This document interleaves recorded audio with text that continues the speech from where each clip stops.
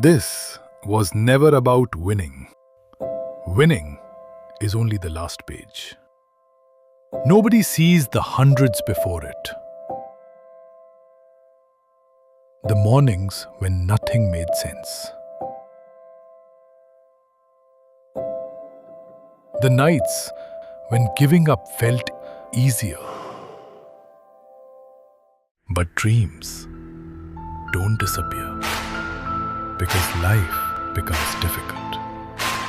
They disappear when people stop believing they're worth fighting for. So fight, not because it's easy, not because you're guaranteed success.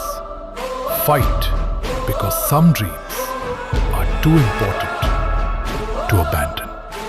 Fight because the people who change their future are rarely the ones who had the easiest journey. They're the ones who refused to let the journey decide their ending. Against every setback, against every doubt, against every obstacle, against all odds, resolve to